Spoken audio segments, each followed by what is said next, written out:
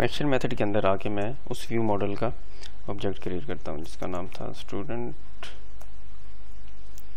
ST।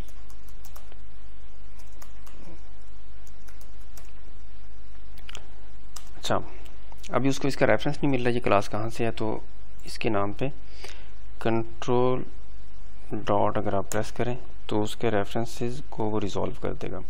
यहाँ से हम इस रेफरेंस को इस फाइल के अंदर इंक्लूड करवा लेते हैं। हमारे पास ASP MVC प्रोजेक्ट के अंदर मॉडल्स के फोल्डर में ये वाली क्लास अवेलेबल है। इसका हम ऑब्जेक्ट क्रिएट करते हैं व्यू मॉडल के नाम से, उसको इनिशियलाइज करवा लेते हैं।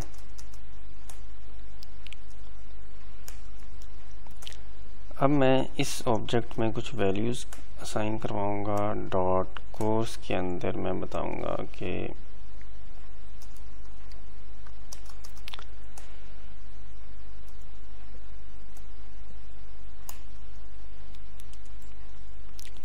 इस कोर्स की प्रॉपर्टीज़ को सेट करवाएंगे हम।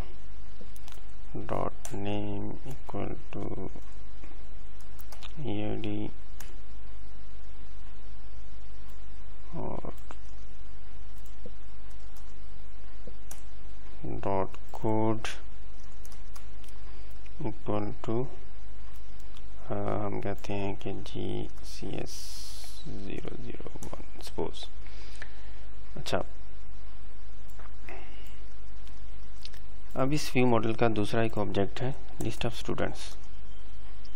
View model dot students equal to, इसको इनिशियलाइज करवाते हैं न्यू लिस्ट ऑफ स्टूडेंट्स से। अब इस लिस्ट के अंदर मैं ऑब्जेक्ट्स ऐड करता हूँ। Dot add new student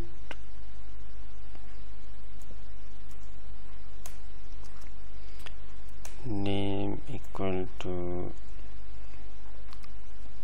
Bilal,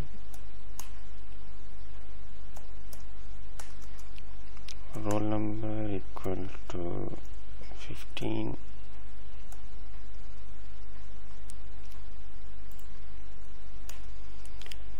इसी तरह से मैं एक और स्टूडेंट को भी ऐड कर लेता हूँ, अली, रोल नंबर 25। अच्छा, अब इस मॉडल को पास करना पड़ेगा व्यू को, वो हम यहाँ पे पैरामीटर पास कर देंगे। व्यू के अंदर हमें वो मॉडल रिसीव भी करना होगा। @model का हम कीवर्ड यूज़ करेंगे और उसको बताएंगे कि हमारा मॉडल कौन सा है। Student view model control dot, इसका रेफरेंस इंक्लूड हो गया। अच्छा, अब इस मॉडल अब ये हमारे पास मॉडल बाइंडिंग हो गई है। इसको हम कह सकते हैं कि ये हमारे पास स्ट्रांगली टाइप्ड व्यूज़ हैं जो कि किसी एक स्पेसिफिक मॉडल के साथ बाइंड हो चुके हैं। अब इस मॉडल को या इस ऑब्जेक्ट को जो हमने एक्सेस करना है वो हमारे पास एक कीवर्ड है @model के नाम से। इसको मैं रिमूव कर देता हूँ, चले रख देते।